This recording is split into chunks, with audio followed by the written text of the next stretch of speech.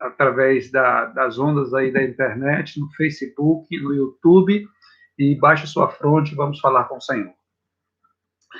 Obrigado, bom Pai, pela graça transformadora, pela graça regeneradora, pela graça amorável que é derramada sobre nós, porque o Senhor é bom e a sua misericórdia dura para sempre.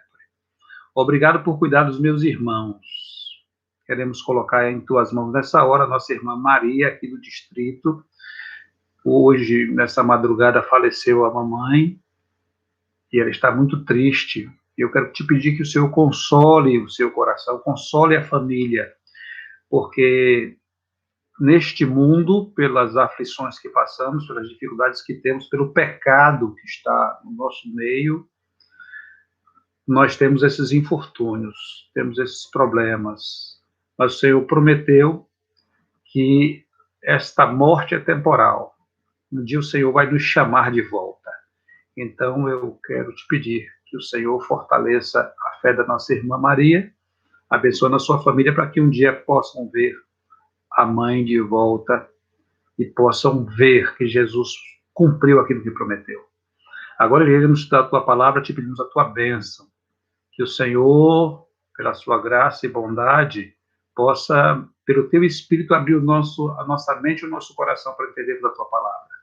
Que nessa conexão bíblica entre dois textos, nós queremos ver Jesus em ambos os textos. Que a tua graça seja conosco, mais uma vez te rogo, em nome de Jesus. Amém.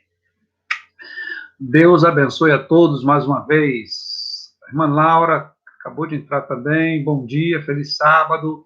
O irmão Robertinho, meu missionário. Vi seu sermão ontem, viu?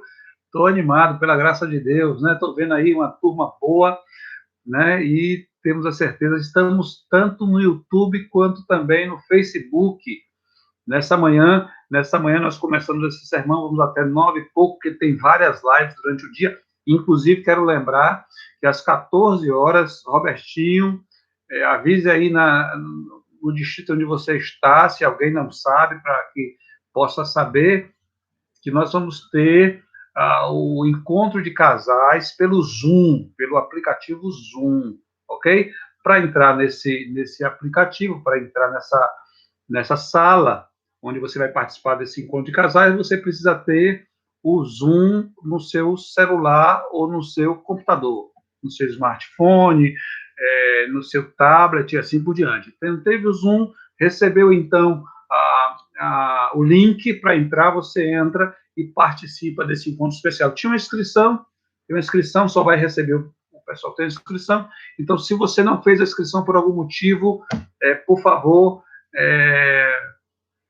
faça a sua inscrição. Caio, meu amigo, Caio, ele e a sua esposa, está ali com uma criança, louvado seja Deus, um meninão.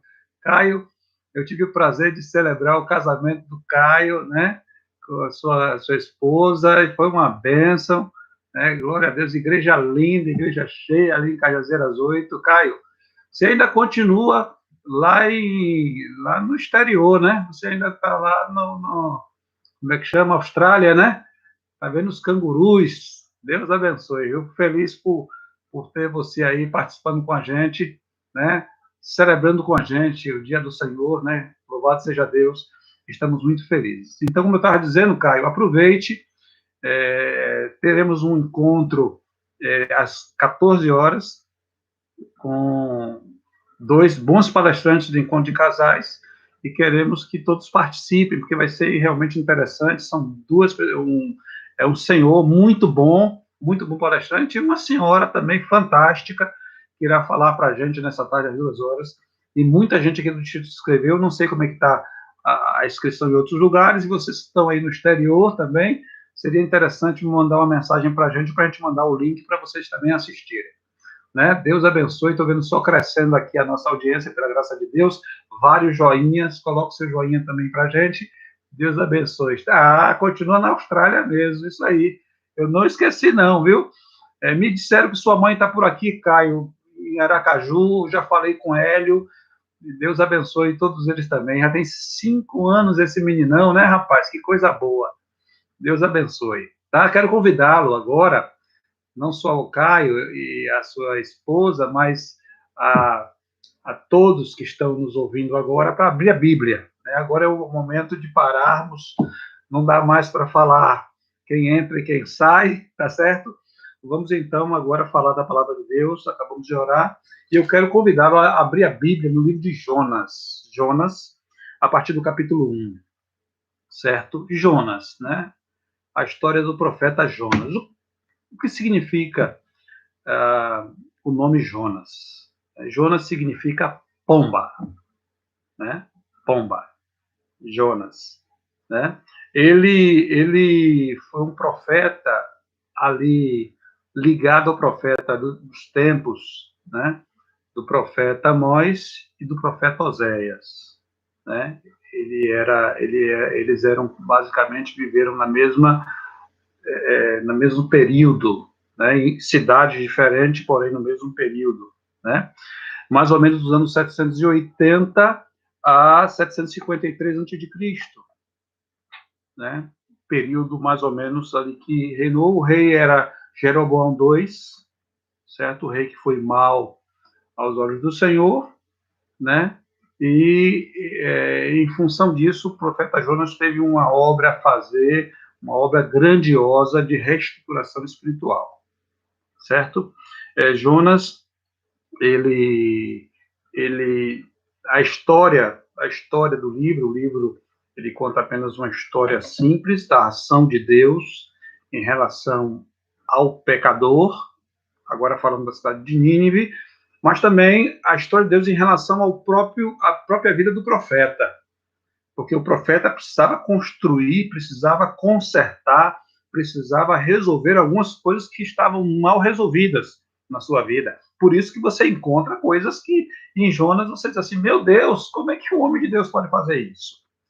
E eu não perguntaria isso pela vida do profeta Jonas, mas eu perguntaria isso pela minha vida e pela sua vida. Como é que nós podemos fazer determinadas coisas que fazemos? É muito fácil falar dos outros, mas devemos pensar naquilo que fazemos, naquilo que somos diante de Deus, né? E com certeza essa era a tônica que foi trazida neste livro. Como Deus pode ajudar aquele que pensa estar salvo, mas está perdido, aquele que pensa estar perto, mas está longe, aquele que pensa ser a solução, mas está completamente distante da solução dos seus problemas. Então, essa é a história do livro de Jonas. E nós queremos que você observe, vou ler uma parte dessa história, para que você, então, comece a entrar nas informações importantes para mim, comigo. Diz assim, o texto, a partir do verso 1, veio a palavra do Senhor a Jonas, o nome significa pomba, como eu já disse, filho de Amitai, dizendo, seu pai, embora nós não tenhamos muitas informações, o termo Amitai quer dizer minha verdade, o nome Amitai significa minha verdade. Então, ele recebeu essa mensagem de Deus, e o seu pai possivelmente era muito conhecido daquela região, e a mensagem era a seguinte, a partir do verso 2, dispõe-te, ou levanta-te, ergue-se, vai à grande cidade de Nínive. Nínive quer dizer bela, admirável. O nome Nínive significa bela, admirável. E clama contra ela, porque a sua malícia subiu até mim. Olha a situação que estava a cidade de Nínive. A cidade de Nínive era uma cidade relativamente rica, uma cidade forte, uma cidade bem preparada. Só que é uma cidade que estava tendo diversos problemas espirituais, diversas questões que precisavam ser resolvidas, né? Então, Jonas recebe a ordem para descer para a cidade, né? Levanta-te, vai logo para lá, porque a cidade de Tarsis, a cidade de Nínive, perdão, está com um grande problema, certo? Jonas deveria para ir para Nínive, ir até do lugar onde ele estava, ele deveria andar 800 quilômetros, uma distância relativamente, uma viagem grande para ir até do lugar onde ele estava até Nínive. Para chegar lá, ele teria dias de viagem, né? E então, o verso em seguida, o verso 3 diz: Jonatas se dispôs. Uma coisa interessante, Deus disse vá, e diz o texto, Jonas se dispôs. Mas, quando entra esse termo mais aqui, quer dizer que mais tem alguma coisa a acrescentar, não foi simplesmente ir para a cidade e pronto, né? E ele diz assim, mas para fugir da presença do Senhor, para Tarsis. O termo Tarsis significa costa do mar, um lugar aprazível. Era uma cidade muito cheia de ouro, muito cheia de metal, uma cidade muito forte também, uma cidade que tinha muita orgia, muitas belezas, uma cidade de descanso, uma cidade de passeio, uma cidade turística, podemos dizer assim. Veja, Deus disse vá para Nínive, que era uma cidade que precisava de Jonas, uma cidade, embora rica, mas uma cidade que precisava ouvir a palavra de Deus e mudar a rota dos seus acontecimentos, né? E então Jonas vai ao contrário, na contramão. Para vocês terem ideia, para ir para Nínive, Jonas ele deveria andar 800 quilômetros. Para ir para Tarsis, ele deveria andar 3.000, em torno de 3.500, ou seja, 4 vezes mais distante. Rotas completamente opostas. Deus disse, vá para o norte, ele foi para o sul. Completamente distante uma da outra. Ou seja, para retornar, ele teria que andar quase 5.000 quilômetros. Oh, 5.000, acho que se fosse 5.000, tá até bom, porque só 800 quilômetros, em torno disso, mais ou menos, 5.000 quilômetros, 4.000, alguma coisa, quase 5.000. Uma distância muito grande de um lugar para o outro.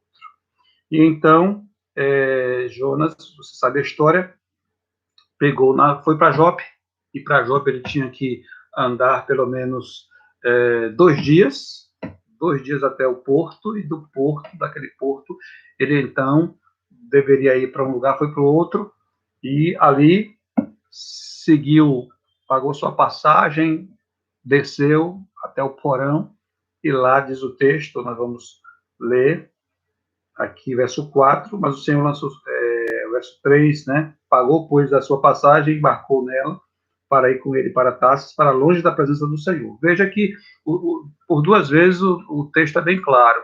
Ele foi, a sua intenção é ir para longe da presença do Senhor, se esconder de Deus. Ontem nós falamos um pouco sobre se esconder de Deus. E há muitas pessoas que estão se escondendo de Deus hoje, né? Da mesma forma que Jonas fez, embora seja cristão, embora seja um homem, uma mulher de Deus, mas estão fugindo da presença de Deus. E diz o texto, mas o Senhor lançou sobre o mar um forte vento, e fez-se no mar uma grande tempestade, e o navio estava a ponto de despedaçar. Veja que coisa interessante. Essa agrura, esse sofrimento, diz o texto, que foi colocado pelo Senhor, mas não foi colocado pelo Senhor para as pessoas que estavam naquele barco, foi colocado pelo Senhor para Jonas. Mas a presença do homem de Deus fez com que sofressem todos os que estavam ali. Eu quero que você preste atenção, porque nós vamos ter o segundo texto e você vai ver que coisa interessante acontece lá também, né? Então vejam, queridos irmãos, queridos ouvintes, Deus levantou uma grande tempestade, diz a Bíblia, e essa tempestade tinha por alvo Jonas. Era por causa de Jonas que acontecia a tempestade. Por causa do homem de Deus. Como você explica isso? Vamos continuar. Diz o texto, verso 5. Então os marinheiros, cheios de medo,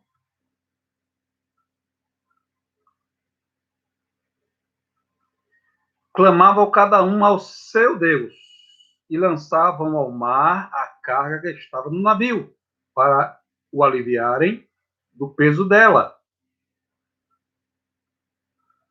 Aqueles homens estavam agoniados, estavam com medo e começaram a orar. Zeus, Platão, mas começaram a orar para vários deuses, deuses que eles, obviamente, adoravam.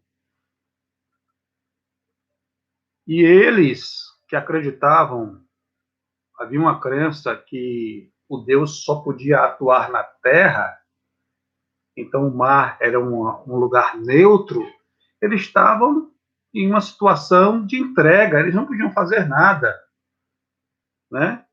Então, o que acontece? Lembram de Naamã? Naamã desejou um pouco da terra de Israel ao receber a cura, porque ele achou que o nosso Deus não poderia estar lá na Síria. Então ele levou a terra para que aquela terra representasse a presença de Deus, a certeza de que Deus estaria com ele lá. Então esses homens tinham esse mesmo conceito, que naquele lugar era um lugar neutro e Deus não poderia salvá-lo. E ainda assim, eles adoraram a Deus, buscaram a Deus, recorreram a Deus, seus deuses, né? E não sabiam o que estava acontecendo. E na agonia, no medo, eles começaram a jogar as coisas para fora do barco, diz o texto. E diz o texto ainda, Jonas, porém, havia descido ao porão e se deitado e dormia profundamente.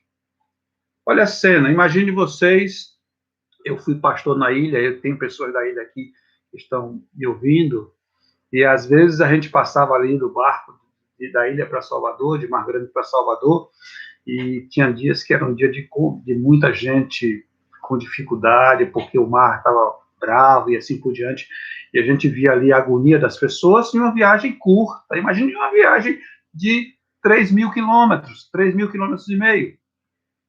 Mar revolto, próximos à morte, eles estavam ali tentando se salvar, e Jonas estava lá, deitado, tranquilo, como se nada fosse acontecer. Dormia profundamente, diz a Bíblia. Então, diz o verso 6, que o mestre do navio perguntou para ele, levantou, Jonas, acorda aí, que é isso, rapaz? O que se passa contigo? Agarrado no sono? Levante-se, homem, invoca o teu Deus. Talvez assim este Deus se lembre de nós e não venhamos a perecer. Que coisa, né? Um crente ouvindo o sermão de um que não era cristão, não conhecia Deus. Que coisa fantástica. Quantas vezes acontece isso com a gente? Às vezes a gente perde a noção de quem somos e aí fazemos alguma besteira. E as pessoas dizem, não é você que é adventista? Não é você que é crente? Não é você que diz que conhece a Deus? Ah, querido irmão, às vezes nós passamos esse tipo de vergonha porque Deus tem misericórdia de nós para não passarmos vergonha pior. Deus está fazendo muito por nós e às vezes a gente não consegue compreender, e alguém de fora. Eu não esqueço o dia que eu estava passando pela rua e um bêbado pegou em meu ombro e disse assim, eu era muito jovem, e ele disse para mim, pastor, eu nem sequer sonhava em fazer teologia, em ser pastor, eu era jovem, bem jovenzinho. Ele bateu no meu ombro e disse, pastor, Deus tem uma mensagem para mandar pelo Senhor. E eu era jovem, estava de short, meio da rua, tirei a mão dele de cima de mim, porque naquela hora eu estava vendo com uma pessoa com a mão suja, bêbado. Mas aquilo ficou gravado em minha mente, eu nunca esqueci. Pastor, Deus tem uma mensagem para mandar através do Senhor. Foi embora. Sei quem é, até hoje não sei quem é esse rapaz. Mas naquele dia, bêbado, ele me disse algo que eu precisava ouvir. E Deus me fez pastor. Não sou pastor porque eu queria ser pastor, mas eu sou pastor porque Deus me fez pastor. Você não é aquilo que você gostaria de ser, mas Deus lhe faz aquilo que Ele gostaria que você fosse. Seja uma bênção onde você estiver. Seja um instrumento de Deus. Nesse momento de dificuldade, de pandemia, as pessoas precisam de confiança, as pessoas precisam de uma experiência boa, de uma palavra amena. As pessoas precisam de ouvir aquele que traz a esperança no seu ser. Eu fico muito triste quando eu vejo um irmão dizer, olha, estamos perdidos. Perdidos por quê? Jesus já te salvou. Aquele homem olhou para Jonas e disse, Jonas, ora ao teu Deus, e quem sabe ele vai te ajudar. E ele disse quem sabe porque ele sabia que aquela região para eles não tinha solução. Então, quem sabe o seu Deus é tão poderoso que pode agir no mar. Quem sabe o teu Deus é tão poderoso que pode agir no mar. Louvado seja Deus.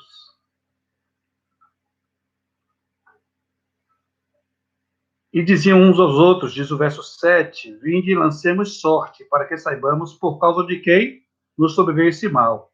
E lançaram sorte. É a forma naquela época, né?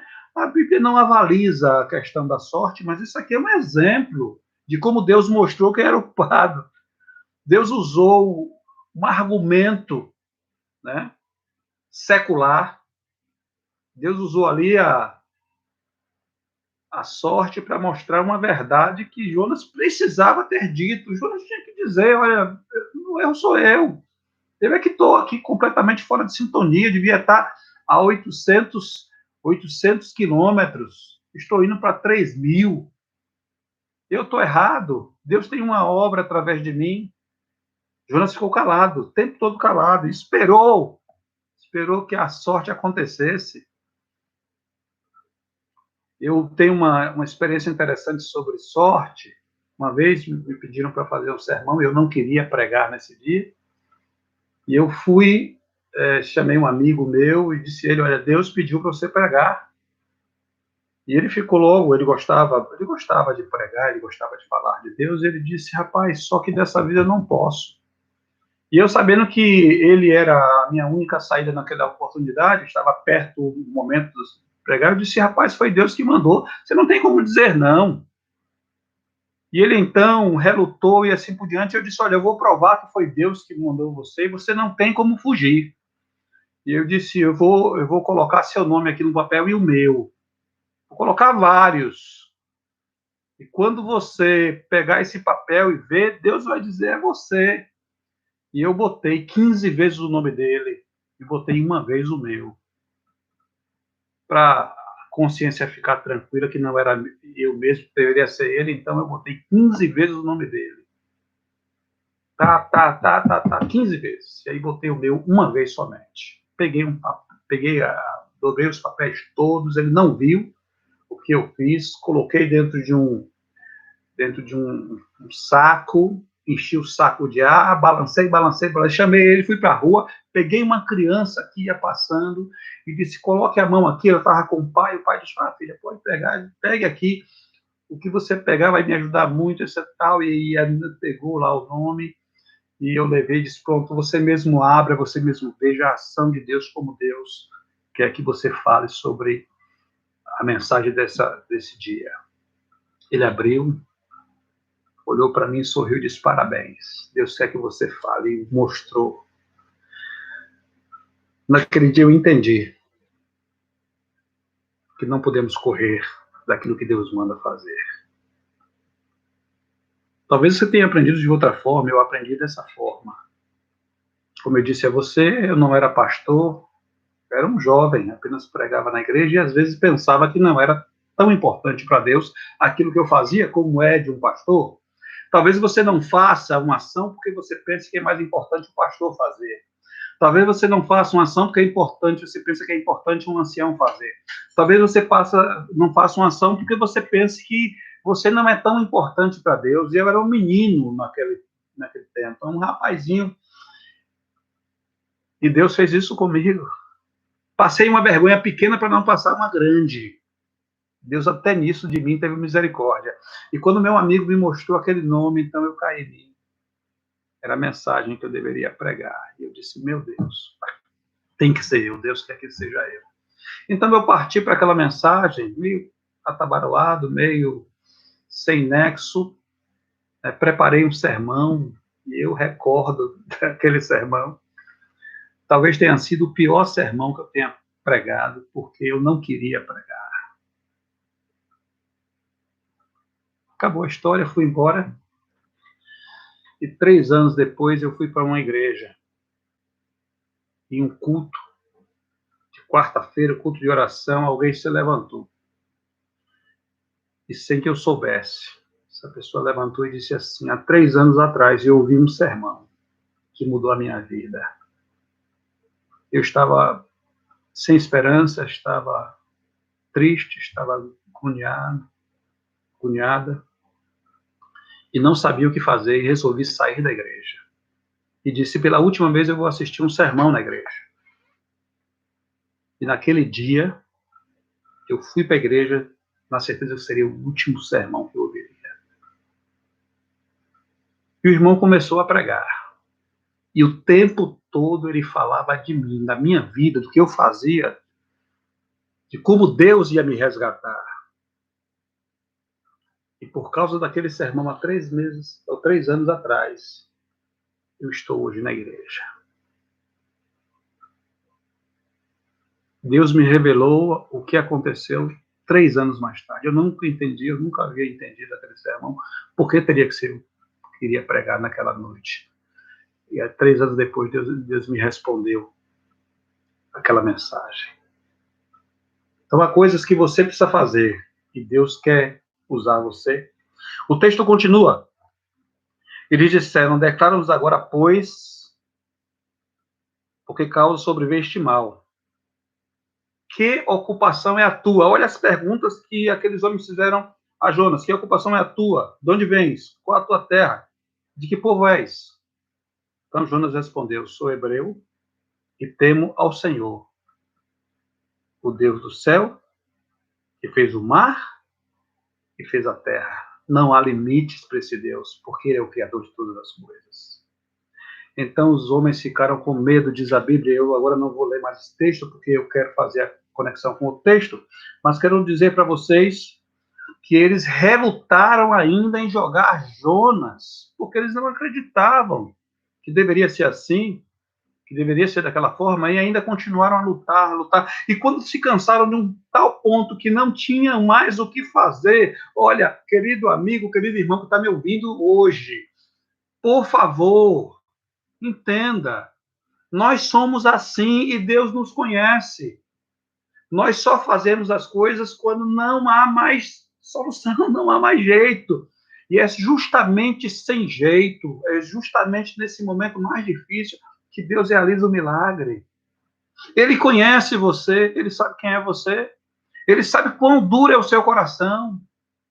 Ah, você fala dos reis, o faraó, que o coração estava duro. Você também tem um coração duro, eu tenho um coração duro, e Deus tem misericórdia de nós. Né? E aí os homens relutaram, depois pediram perdão a Deus, e finalmente, depois de muito relutar e muito sofrer, meu Deus, depois de muito sofrer sem necessidade, vou repetir para você, você sofre muitas vezes sem necessidade de sofrer, por desobediência, por desconhecimento, por falta de fé, por não querer aceitar o que Deus tem para você. Esses homens relutaram, mas quando jogaram Jonas ao mar,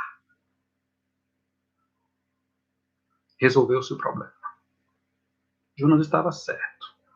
Ele era realmente o que ele disse ser. Agora ele compreendeu quem ele era. Ele não sabia, estava perdido.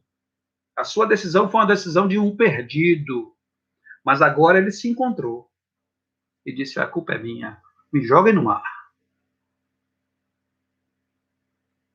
Amigos, deixa eu fazer um parêntese aqui. Jonas não poderia se jogar voluntariamente no mar?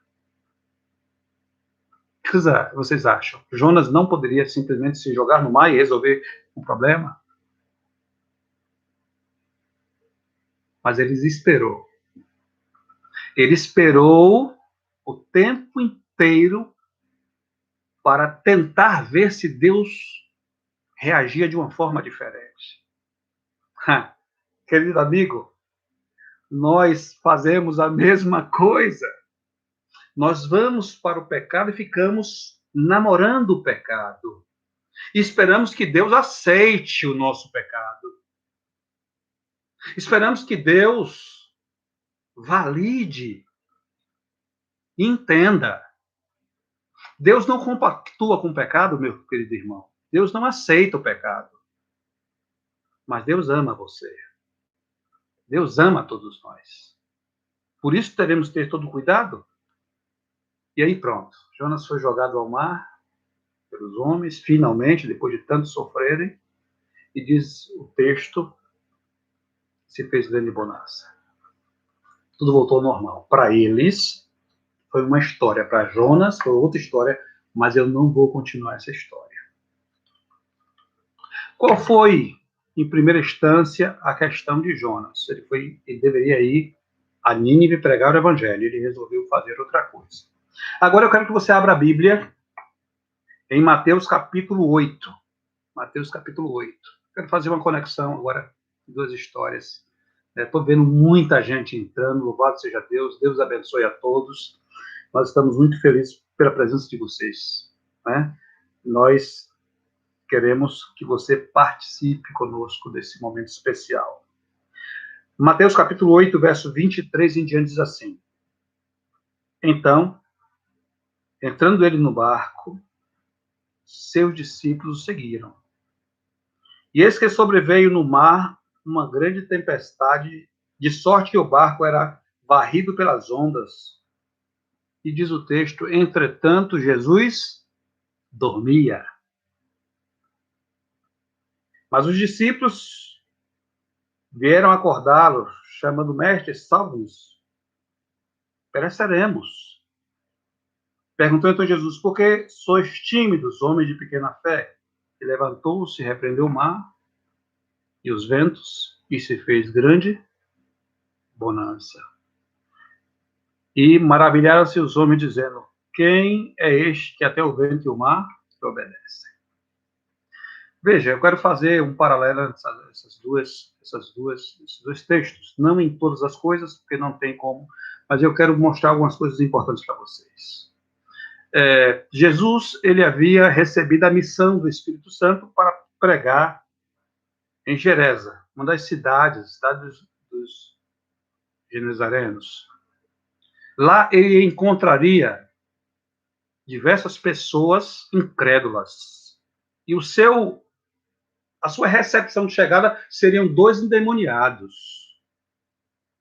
que se esfacelavam, se riscavam com pedras e assim por diante. Jesus imaginava, ele não sabia o que aconteceria, mas imaginava o que aconteceria. Um acontecimento de grande dificuldade, por quê? Porque as pessoas ali estavam no mal. Aí eu faço a relação, Jonas sabia que a cidade de Nínive estava contra Deus e precisava ser alertada. Jesus sabia que aquele lugar precisava ouvir o evangelho. E na recepção de Jesus, veio 2 endemoniados para dizer, não vai lá não, que eles pertencem ao inimigo. Jesus, então, pega o barco, diz, vamos passar para o outro lado. Jesus estava cansado, diferente de Jonas, que estava descansado, tranquilo. Jonas andou andou cerca de 2 dias para chegar a Jope para pegar o navio, e pegou o navio para um lugar muito distante. Jesus estava próximo e foi ao barco, um barco simples. Jonas estava em um navio, né? São duas, né? A questão é que os dois estavam no mar com coisas similares. Eles deveriam ir pregar em situações complicadas para aqueles povos. Um em Nínive, outro em Geresa, certo? Era o lugar onde Jesus ia. Nínive era o lugar onde Jonas deveria ir. Ele estava indo para Tarsis naquele barco, quando o barco afundou. Então, Tarsis, vamos colocar Tarsis, vamos colocar Geresa. Ambos deveriam ir para pregar o evangelho. Um fugia de Deus, e o outro ia para a sua missão. Por que é importante esse texto? Fazendo a conexão, eu quero fazer a conexão para que você entenda. Aquela tempestade se levantou indo para Tarsis de Jonas, foi o Senhor que colocou, e o barco estava para afundar. Só que a tempestade de Cristo, diz o texto da sua profecia, que foi o diabo, foi Satanás, quem fez com que se levantasse os ventos e o mar ficasse revolto, porque ele queria destruir a Cristo e não queria permitir que ele pregasse. Olha que coisa interessante, um fugia e Deus estava levantando uma tempestade para que ele pudesse voltar e pregar. O outro ia para pregar, e Satanás estava tentando destruir o barco, destruir a Cristo, para que ele não pregasse e salvasse as pessoas. Vocês estão entendendo como é que funciona o grande conflito que nós estamos vivendo? Enquanto Deus está movendo céus e terra para salvar o pecador, Satanás está movendo as águas, movendo a terra, movendo o ar, para também destruir o pecador, para levá-lo ao ápice do pecado e destruir a sua vida completamente. Isso deveria nos chamar a atenção para que nós pudéssemos nos atentar para que essa guerra não existe pessoa que esteja isolado em um canto e não participe dela. Todos nós participamos. E nós deveríamos trazer vitórias para o nosso Senhor e não derrotas para o Senhor. Cristo vai. E veja a similaridade. Jesus está cansado e está na polpa do barco. Jonas, diferentemente, estava lá embaixo, tranquilo, em um ambiente extraordinário. Jesus estava ali, não tinha um travesseiro para Cristo. Jonas tinha um travesseiro. O Senhor do Universo estava deitado naquela madeira dura, porque estava cansado, mas estava tranquilo, porque estava cumprindo a missão. Jonas apagou completamente, porque na consciência dele, ele achava que ele estava bem, estava salvo. Mas lá fora, como diz o ditado, o couro comia, o barco estava para afundar, ele estava para morrer e não sabia. Jonas poderia não acordar mais. Já Cristo tinha certeza que ele acordaria? Não na ressurreição, mas que Satanás não tem poder sobre aquele que faz a obra do Senhor. Então, naquele instante, Cristo dormia nos braços do Pai, tranquilamente, mesmo que estivesse acontecendo o que acontecesse lá fora.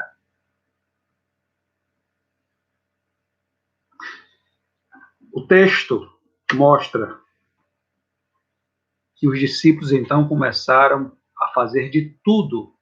A Bíblia é bem prática, mas quando você vai ao Espírito de Profecia, diz que eles não conseguiam enxergar nada, era noite, densa noite, trevas em todos os lados, eles não conseguiam ver quase um ao outro. Em um dos momentos mais complicados, um raio fendeu no céu, o raio passou e clareou tudo, e eles viram Jesus dormindo, diz o texto do Espírito de Profecia. Eles viram Jesus na polpa, dormindo tranquilamente. E aí, como se tivesse apenas uma oportunidade, eles correram, saíram do lado do barco, todos foram para Cristo e disseram: Jesus, levante-se, nós vamos morrer.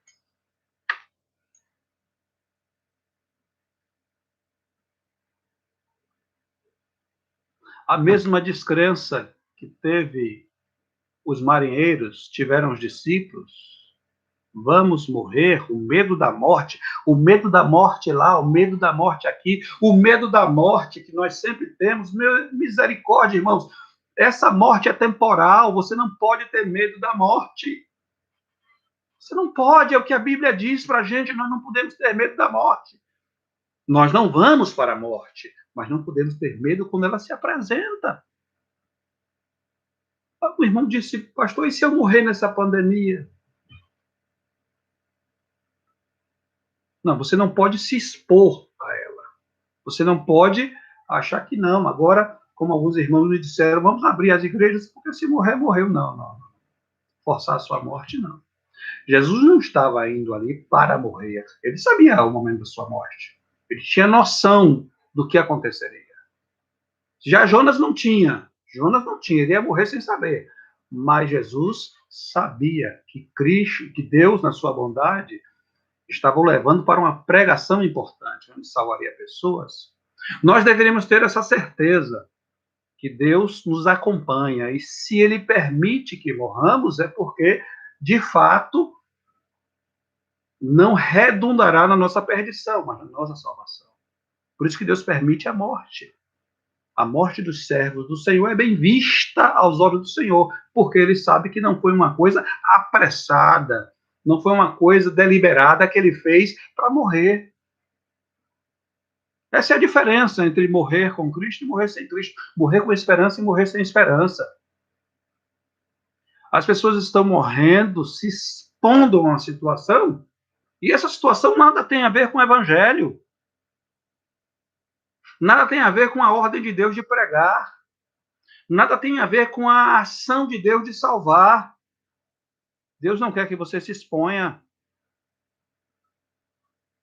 Agora, se fosse uma ação de Deus que custasse a sua vida, mas você deveria fazer.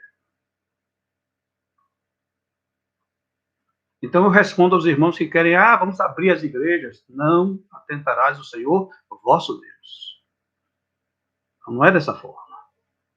Há muita coisa para fazermos ainda, por isso não podemos nos expor ao mal. Satanás deseja destruir a gente, destruir a pregação do Evangelho.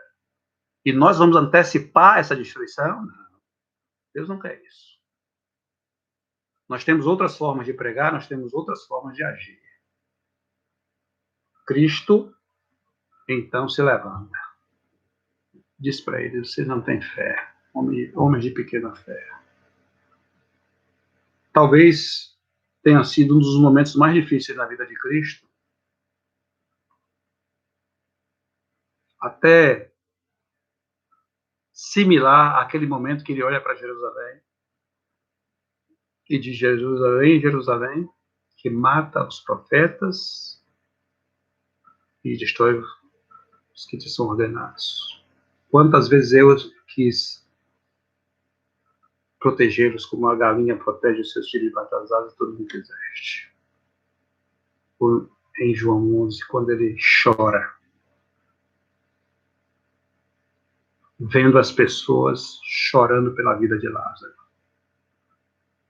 Nessa hora, Jesus sente uma tristeza. Eram os homens que deveriam ser exemplo.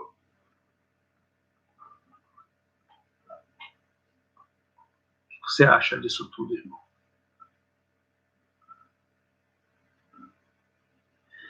Cristo estava no mar. Jonas estava no mar. Mas Jonas estava longe de Deus. Cristo estava bem perto de Deus. Cristo levava a mensagem de graça e salvação. Jonas fugia dessa mensagem. E Deus o buscava pela sua misericórdia. Deus não queria a morte de Jonas e daqueles homens. Ao contrário, queria que ele pregasse. Ele pôde dar testemunho. E diz o texto aqui de Mateus que os discípulos ficaram maravilhados. E perguntavam uns aos outros, quem é este? Que até os ventos e o mar lhe obedecem. E eu vou dizer uma coisa para você. Cristo havia se revelado constantemente, dito que ele era. A sua identificação era clara, perfeitamente clara. Mas eles não conseguiram ver, eles não conseguiram entender.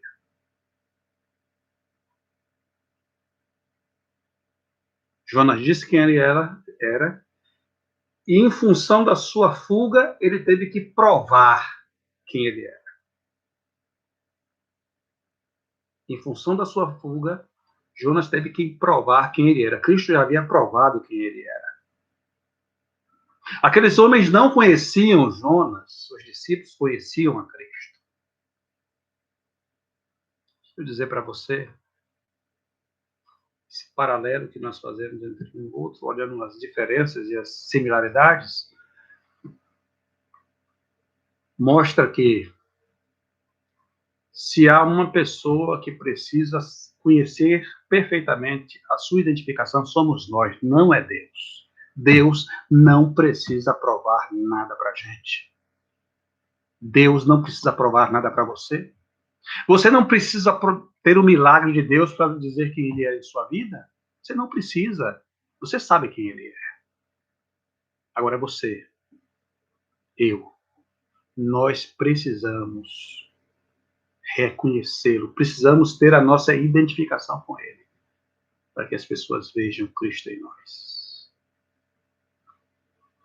Estamos concluindo a nossa live.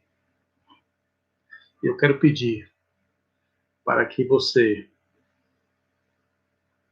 faça uma limpeza inteiramente na sua vida, faça uma reflexão sobre o que você tem vivido, faça uma reflexão sobre o que você tem feito, faça uma reflexão sobre tudo aquilo que tem passado na sua vida. Será que você está sendo realmente um cristão? No mar revolto dessa vida, em meio a essa pandemia, em meio a tantos conflitos que surgem, e esse não vai parar, não vai ser apenas esse, teremos outras coisas. Quando acabar a pandemia, vem a economia, quando acabar a economia, vem outra coisa, até que Jesus Cristo raia nas nuvens do céu. E aí eu pergunto a você, a cada momento que passar, você vai se tornar, vai se sentir fraco mais uma vez? Você vai se fragilizar ao abrir a internet, ao assistir a televisão, ou ouvir o rádio, ou ao ler o jornal, você vai se fragilizar a cada instante. Você sabe quem você é. Você sabe que Deus está do seu lado. Você sabe o que Ele fará. Nada pode ficar alheio em relação aos acontecimentos de você, porque você é um servo do Senhor e Ele há de avisar a todo aquele que Ele ama. Então, tudo isso que acontece como um aviso para todos nós. Jonas foi avisado, e em função do que ele fez, muitos sofreram. Em função do que ele fez, muitos sofreram, porque deixou de fazer aquilo que Deus mandou fazer. Eu falo com a igreja que muitas vezes não quer pregar, não quer dar estudos bíblicos, não é missionária. E nós pagaremos caro por causa disso. Em alguns momentos, Ellen White diz que Cristo já poderia ter voltado se nós fizéssemos a nossa parte. Não, Deus não deixou de fazer a parte dele em nenhum instante. Sempre fez. Quem deixa de fazer a parte somos nós. Não pregamos, não falamos, fugimos da presença de Deus. Jesus resgatou os discípulos, Jesus resgatou a cidade. E leia uma história. Aqueles homens foram curados, os possessos, os dois que eu disse que foi a recepção de Cristo. A recepção era retrato da cidade, a recepção de Cristo era retrato da cidade. E o que aconteceu ali? Aqueles homens foram transformados. E queriam ir com Cristo. E Cristo disse, não. Eles não me aceitam, mas aceitam vocês. Pregue o Evangelho. Há pessoas que não aceitarão Cristo. Há pessoas lá fora que não aceitarão Cristo, mas aceitarão você e a casa dele. Aceitarão ouvir. E aí conhecerão. Aqueles homens pregaram. Decápolis e outras cidades ali. Muitas pessoas foram ganhas pelo Evangelho. Então vamos pregar a mensagem do Senhor, vamos falar de Deus, vamos cumprir a ordem, não vamos nos esconder. Não tenha medo de Deus, não tenha medo das tempestades que vão surgir por aí, não tenha medo, porque Deus, ele vai fazer você forte, inabalável, e você vai salvar a comunidade que está ao seu redor. Curve a sua fronte, vamos agradecer ao Senhor. Santo Deus, obrigado porque o Senhor nos colocou onde estamos, para ser uma oportunidade para as pessoas ao redor. O Senhor está salvando este lugar que o teu filho está, porque o teu filho está ali, e ele há de se levantar e pregar o evangelho às pessoas que precisam ouvir. Não nos permita ter vergonha nem medo do evangelho. Não nos permita, Senhor, por favor, que tenhamos vontade de fugir. Não nos permita que isso aconteça, mas que façamos como Cristo. Embora as tempestades estejam ao nosso redor, nós iremos continuar até encontrar o porto e pregar a mensagem de salvação àqueles que precisam. Abençoa cada irmão neste sábado, abençoa as lives que irão acontecer, os sermões que eles ouvirão, a programação que se desencadeará durante todo esse dia. Nós colocamos todos em tuas mãos e te pedimos essas bênçãos. Em nome de Jesus, o nosso Salvador. Amém.